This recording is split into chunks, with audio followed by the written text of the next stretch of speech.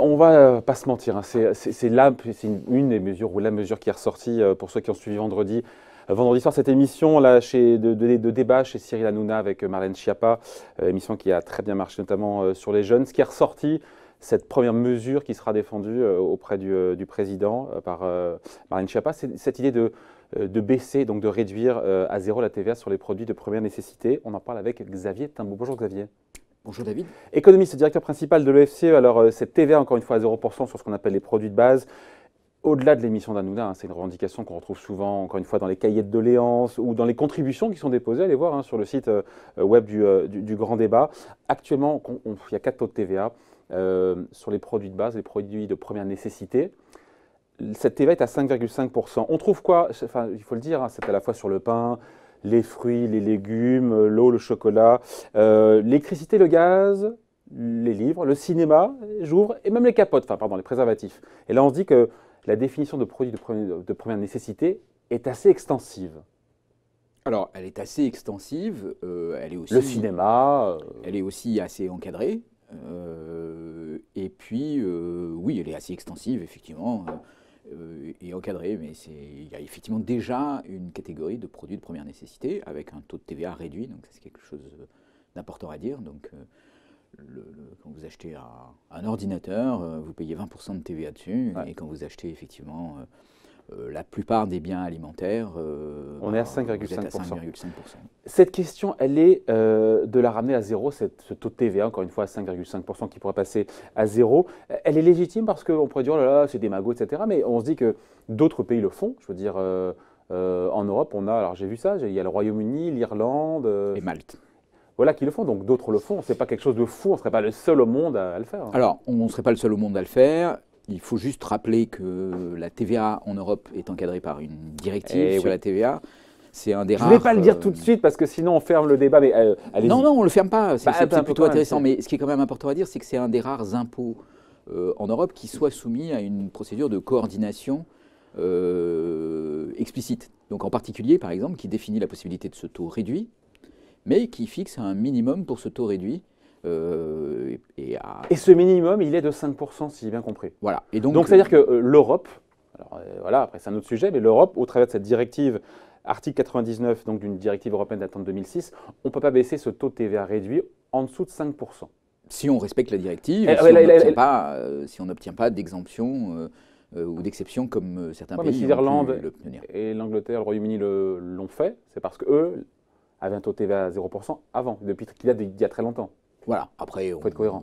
Il faut être cohérent, mais bon, à partir du moment où il y a des exceptions qui existent pour certaines raisons, on peut imaginer... Donc on aurait le droit ou pas? Parce qu'après cette directive, on aurait le droit. On peut le baisser de 0,5 points, donc on ne peut pas. On aurait le droit, non, si on respecte le cadre de cette directive TVA, c'est-à-dire si on décide demain, si l'Assemblée nationale, par exemple, décidait de voter demain que le taux réduit de TVA est à 0%, on serait en infraction avec cette directive TVA. Donc il faut plaider notre cause à Bruxelles, obtenir une exception, et à ce moment-là, on pourra le faire. Donc c'est jouable, ça reste jouable. Ça reste jouable, c'est compliqué d'obtenir des exceptions. Il y a un certain nombre de questions de fiscalité sur la table. On pourrait dire qu'on va engager un processus de refonte, par exemple, de la directive TVA. Il y a des questions assez importantes dans la directive TVA. Il faut une majorité pour ça, non? Alors, il faut plus que ça, il faut une unanimité. Voilà. Donc, c'est assez compliqué, mais il y a quand même tout un tas de sujets sur la TVA dans le numérique, par exemple, donc, qui est un énorme sujet sur la coordination des TVA en Europe. Bon, si on est prêt à un certain nombre de concessions, donc, probablement, ça veut dire qu'il va falloir abandonner un certain nombre de velléités à certains de nos partenaires, et en particulier des concessions sur la TVA numérique, par exemple. Si on est prêt à faire des concessions, on peut obtenir une exception.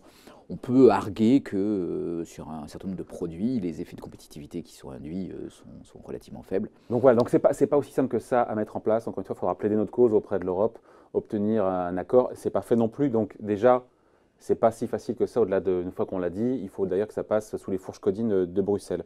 Après, il y a la question de l'efficacité, Xavier. Efficacité, donc encore une fois, est-ce que vraiment ça augmenterait la TVA, si on baissait la TVA sur les produits de base à 0%, est-ce que vraiment ça augmenterait le pouvoir d'achat? Quand on écoute Olivier Dussault, secrétaire d'État, il nous dit qu'il n'est pas convaincu en termes de pouvoir d'achat parce qu'il dit que ce serait finalement, quand on achète du pain, ça ne coûte pas très cher et donc on gagnerait quelques centimes. Alors il lui répond, mais c'est comme déjà ça de gagner. Et puis après, il faut voir comment, là pour le coup, c'était comment les commerçants vont répercuter ou pas. Est-ce qu'ils vont en profiter, les commerçants, pour gonfler leur marge et laisser le prix équivalent la question, il faut peut être posée. Hein. Alors, d'abord, il y a un premier argument qui est de dire il y a déjà beaucoup de biens qui sont de première nécessité, des biens alimentaires en particulier, puisque quelques biens non alimentaires que vous avez évoqués, les abonnements gaz et électricité. Donc, effectivement, là-dessus, on peut baisser de 5 points ou de 5 points et demi la TVA et obtenir un effet. Alors, qui sera forcément limité, il ne faut pas rêver. Voilà. Il y a une demande aussi qui serait. Attendez, qu'on comprend bien. Un effet macro. C'est important, mais un effet par individu, parce qu'il faut arrêter de penser tout en macro, pour chaque Français. Qui serait assez limité, parce que les biens de première nécessité représentent une part relativement faible du budget. Et une même des plus modestes un peu plus des plus modestes, mais vous voyez, la dépense principale pour les plus modestes, qui représente presque 50% de leur budget, c'est les dépenses de logement. Or là, on met pas... on tape à côté. Là. On tape à côté, il n'y a pas de TVA sur les loyers, donc du coup... cette partie-là, elle est déjà intouchée. Et on ne jouerait que sur 5 points. Alors 5 points, c'est beaucoup, mais en même temps, voilà. Donc c'est beaucoup en termes de finances publiques, et ça, on en parle juste après. Mais encore une fois, en termes de pouvoir d'achat, vous-même, vous doutez. Je ne sais pas que je doute, c'est qu'il ne faut pas... Il ne faut pas en attendre monts et merveilles. Voilà, il faut imaginer que le prix du pain serait de 5 points. C'est-à-dire qu'au lieu de payer votre baguette 1,10 €, vous allez la payer 1,02 € ou 0,3 €. Bon, vous pouvez dire c'est bien, c'est beaucoup mieux. Tous les jours. Tous les jours, mais bon, voilà, ça veut dire tous les jours. Non, tous les jours, vous gagnez entre 5 et 6 centimes, 6 centimes, disons. Ouais. Donc, tous les jours, vous gagnez 6 centimes. Bon. Mais c'est sur le pain, c'est sur l'eau, c'est sur tous les biens de consommation, enfin tous les biens alimentaires, pardon. C'est pas une part très importante du budget, donc ça ne fera pas un gain de pouvoir d'achat phénoménal. Bon, après, il y a une demande qui serait d'augmenter la liste des produits de première nécessité, de mettre par exemple les vêtements, on pourrait imaginer les fournitures scolaires. Alors là, si on se lance dans cette opération, on peut avoir un effet beaucoup plus fort, parce que là, pour le coup, la TVA est à 20% sur ces biens-là. On passe de 20 à 5,5. Donc on passe de 20 à 5,5. Ça pourrait être une façon d'y répondre, qui serait plus simple dans le cadre du respect de la directive TVA. Européenne. On pourrait imaginer passer à 0, mais bon, là, effectivement, on pourrait avoir un impact assez significatif sur ce genre de biens. Bon. Ok, donc voilà, mais ce n'est pas la mesure qui va révolutionner la question du pouvoir d'achat. Et pourtant, elle est plébiscitée. Alors, elle est plébiscitée parce que, d'abord, je pense que beaucoup de gens pensent que la TVA est à 20% sur les biens sur ce qu'ils appellent les biens de première nécessité. Il y a une méconnaissance de cette question-là, et donc, voilà, 20%, ça sera effectivement un effet beaucoup plus fort. Ensuite, et le comportement des commerçants, juste sur le pouvoir d'achat, on l'a dit, mais les commerçants, c'est ce que mettait en avant le rapporteur général de la Commission des Finances, c'est Joël Giraud, c'est ça de mémoire. Exactement. Qui disait que voilà, il a ce risque que les commerçants profitent pour gonfler leur marge et donc que les prix restent là où ils sont malgré la baisse de TVA. Et c'est ce qu'on a pu voir dans la grande distribution souvent par le passé d'ailleurs. C'est pas complètement étayé cette dimension-là. La grande distribution, c'est un secteur assez concurrentiel en fait. Il se marque à la culotte, il y a eu des... Oui, il se marque à la culotte. Alors, la question, c'est, quand on baisse la TVA, est-ce que ça a un impact immédiat? Il y a une certaine inertie, à la fois des clients et des supermarchés dans la concurrence, mais au bout d'un moment, malgré tout, l'argument prix intervient rapidement et beaucoup. Les supermarchés Leclerc sont très axés là-dessus dans leur communication, mais c'est le cas aussi de Super U. Donc, s'il y a une baisse de la TVA conséquente, un certain nombre d'enseignes vont s'en emparer comme argument de communication, et ça conduira à une baisse des prix. Alors après, est-ce que c'est totalement honnête? Est-ce qu'il n'y a pas une part d'augmentation des marges de la grande distribution? Dans un premier temps, sans doute. Mais je pense que là-dessus, c'est un faux argument de dire si on baisse la TVA, ça va uniquement augmenter les marges. Ça ne tient pas la route, selon vous? Non, ça ne me paraît pas le cœur du sujet. Et d'ailleurs, si jamais c'était le cœur du sujet, ça voudrait dire qu'il y a un gros problème de concurrence entre les enseignes. Il faut remettre une dose de concurrence. Avec un peu plus de concurrence, on pourrait avoir des effets sur le pouvoir d'achat qui sont considérables, parce qu'il n'y a pas de raison que ces marges excessives se limitent à la question de la TVA. Donc Donc dans ce cas-là, si on pense que c'est vraiment ça la question, alors il faut mettre le paquet sur la concurrence entre les enseignes. On n'a pas fini d'en parler là, mais encore une fois, si je devais un peu synthétiser ce qu'on vient de se dire jusqu'à présent, Xavier, la TVA à 0%, qui est une des mesures largement revendiquées, je vous invite à aller voir les cahiers de doléances, encore une fois, ou les contributions sur le site du Grand Débat. Il faut avoir l'accord de l'Europe, ce n'est pas fait. En termes de pouvoir d'achat, l'impact que ça aura a l'air assez minime. Et puis il y a le coût pour les finances publiques. On n'est pas là pour dire que c'est pas bien, mais le coût pour les finances publiques, il faut rappeler quand même que la TVA, c'est quasiment 200 milliards d'euros de recettes, c'est 2,5 fois l'impôt sur le revenu. Si on passe, alors j'ai vu les chiffres, je ne sais pas ce que ça vaut, mais si on passe de 5% à 0, 5,5 à 0, chaque point de TVA en moins, c'est 2,6 milliards d'euros de perdu. Ça fait à peu près 13 milliards à trouver. On ne trouve pas ça sous le sabot d'un cheval. Hein. Alors, la question… Où est-ce qu'on la balaye Alors, on ne peut pas dire d'un côté que ça n'a pas d'impact sur le pouvoir d'achat et d'autre part que ça coûte très cher aux finances publiques. Bah si, ça peut s'expliquer quand même. Bah non. Parce que comme ça touche beaucoup de monde, mais avec des petits montants, et donc au final, ça fait… Ok, donc en fait, l'essentiel qu'il y a derrière, c'est une question de redistribution. C'est-à-dire que quand on abaisse la TVA sur les produits de première nécessité… Non, mais vous avez raison, il y a une incohérence. Bah oui, ça ne peut pas coûter très cher et n'avoir aucun impact sur le pouvoir d'achat. C'est-à-dire que si… C'est mal ciblé. Les chiffres sont quand même assez spectaculaires. Ils sont bons, ces chiffres-là? Ils sont bons, oui, non, il n'y a aucun doute. Enfin, oui, ils sont solides, ils sont étayés. Donc si on passait de 5 à 0… 13 milliards.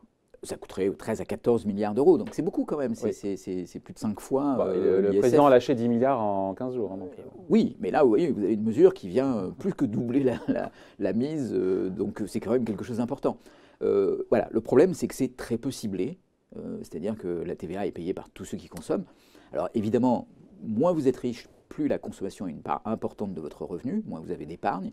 Mais malgré tout, si vous baissez la TVA sur les produits de première nécessité, tout le monde dans le spectre de la distribution des revenus va en dire. Non mais après, fini la gaz. On ne peut pas cibler une baisse de TVA uniquement pour ceux qui ont un revenu dans les magasins qui devront prouver qu'ils gagnent moins ou plus que tant. Enfin, on ne peut pas. Alors, donc c'est insoluble comme histoire. Non, ce n'est pas insoluble. Parce que par contre, on peut penser vouloir aller vers un système dans lequel on a moins de TVA et plus d'impôt sur le revenu. L'impôt sur le revenu, je vous rappelle, est progressif. Il est plutôt plus faible en France qu'il ne l'est dans d'autres pays de l'OCDE. Attention de quoi on parle. Pas de la tranche marginale en France, on est à 45%, on est 10 points de plus que la moyenne OCDE. Donc là, attention à ce qu'on dit. Là, vous parlez des recettes fiscales liées à l'impôt sur le revenu divisé sur le PIB. Exactement. Et y compris… On est quasiment 2 fois plus bas que les autres. Hein. Alors, pour l'impôt sur le revenu pur, mais quand on rajoute la cotisation sociale… la contribution sociale généralisée, la CSG, on arrive à un montant qui est plus élevé, mais qui reste en dessous de ce qu'on observe. C'est paradoxal encore. Tranche marginale la plus élevée de l'impôt sur le revenu. Parce que la première tranche est plutôt faible et les tranches intermédiaires sont elles aussi relativement faibles. Donc on a un impôt qui grimpe très vite et qui par ailleurs est mangé par beaucoup de niches fiscales dans les revenus élevés. Donc la tranche supérieure marginale elle-même est pleine de trous. Donc on a un impôt qui… sauf que les montants entre l'impôt sur le revenu 70 milliards d'euros et la TVA 200 milliards, pour compenser une baisse de TVA, il va falloir sacrément augmenter l'impôt sur le revenu qui est déjà hyper concentré. Donc, 10% des ménages, Xavier, payent 70% de l'impôt sur le revenu. Oui, non, mais David, ça voudrait dire qu'il faudrait faire une réforme assez profonde de l'impôt sur le revenu pour pouvoir accommoder effectivement une baisse de la TVA. C'est quelque chose de possible, hein, je veux dire, il y a pas de… Je pense qu'il ne faut pas fermer la porte. La TVA a cette caractéristique d'être un impôt légèrement régressif, au sens où, en proportion de votre revenu, plus vous êtes pauvre, plus vous payez de TVA.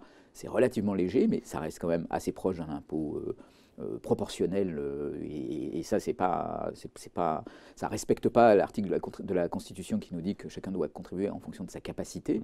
L'impôt sur le revenu progressif est plus adapté. Un impôt sur le revenu débarrassé de ses niches peut autoriser… Sauf que, in fine, vous nous faites du bricolage, on va finir là-dessus, c'est du bricolage fiscal. On va baisser la TVA pour augmenter l'impôt sur le revenu. On a compris qu'il y avait ce ras-le-bol fiscal et qu'il n'y avait pas cette volonté. D'ailleurs, la réaction hier de Bruno Le Maire, on finit là-dessus, sur France Inter de mémoire, c'est de dire, OK, je ne suis pas contre, tiens, on le voit là, je ne suis pas contre, c'est sur France Inter, c'est ça, je ne suis pas contre l'idée de baisser la TVA sur les produits de base. Il a rappelé, à juste titre, que ça coûte cher aux finances publiques, on vient de le dire, et qu'en face, vous le voyez venir, pour financer ça, il vaut mieux baisser la dépense publique. Ah ouais. Ils ne pensent pas comme le FCE. C'est Bruno Le Maire qui le dit. Il ne faut pas que chacun oublie… il ne faut pas que chacun oublie, oui, que la dépense publique… Non, il ne faut pas. Que la dépense publique, c'est pour part une dépense sociale, qui est un élément de revenu pour beaucoup, et puis d'autre part, des services publics, qui sont aussi une forme de consommation pour nous tous. Donc voilà, par exemple, dans les mesures qui ont émergé de l'émission Balance ton poste, il y a doubler le budget de l'hôpital. Ouais. Ça, c'est de la dépense publique, et ce n'est pas une réduction de la dépense publique. Moins d'impôts, plus de dépenses publiques. Moins d'impôts, plus de dépenses publiques, c'est compliqué. C'est compliqué. C'est compliqué. Bon, voilà, on voulait vous parler donc de cette idée, cette proposition qui est dans le débat, de baisser la TVA sur les produits de base de 5,5 à 0%. Merci beaucoup, Xavier. Xavier Timbaud, économiste et directeur principal de l'OFCE. Merci. Merci, David.